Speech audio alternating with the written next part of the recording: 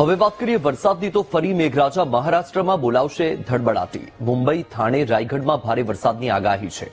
તોફાની પવન સાથે ભારે વરસાદની હવામાન વિભાગે આગાહી કરી છે. 30 થી 40 કિલોમીટર પ્રતિ કલાકની ઝડપે પવન ફૂંકાઈ શકે. હવામાન વિભાગે વરસાદને લઈને ઓરેન્જ એલર્ટ જાહેર કર્યું છે.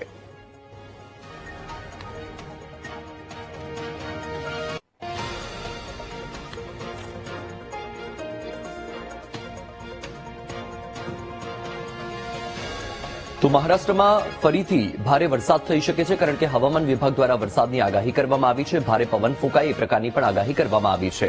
30 થી 40 કિલોમીટર પ્રતિ કલાકની ઝડપે પવન ફૂંકાઈ શકે છે અને મહારાષ્ટ્રમાં વરસાદનું ઓરેન્જ એલર્ટ જાહેર કરવામાં આવ્યું છે. તો ફરીથી મહારાષ્ટ્રમાં મેઘરાજા ધડબડાટી બોલાવી શકે તે પ્રકારની શક્યતા જોવા મળી રહી છે. હવામાન વિભાગ દ્વારા વરસાદની આગાહી કરવામાં આવી છે.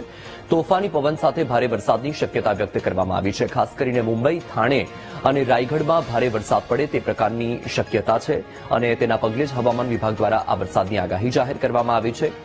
મુંબઈ, થાણે, રાયગઢ સહિતના વિસ્તારોમાં 30 થી 40 કિલોમીટર પ્રતિ કલાકની ઝડપે પવન ફૂંકાય તેવી પણ શક્યતા.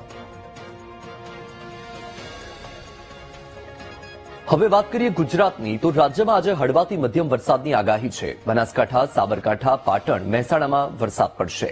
ગાંધીનગર, અમદાવાદ, અરવલ્લી, ખેડા જિલ્લામાં પણ વરસાદનું અનુમાન. આણંદ, પંચમહાલ, દાહોદ, મહીસાગર, છોટાઉદેપુરમાં પણ વરસાદની શક્યતા. સુરત, ડાંગ, તાપી, નવસારી, વલસાડ, બોટાદમાં પણ વરસાદની સંભાવના છે.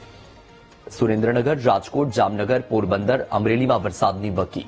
જૂનાગઢ, ભાવનગર, મોરબી, દેવભૂમિ, દ્વારકામાં પણ વરસાદની શક્યતા છે. ગીર સોમનાથ, બોટાદ અને કચ્છ જિલ્લામાં પણ વરસાદ વરસે તેવી શક્યતા.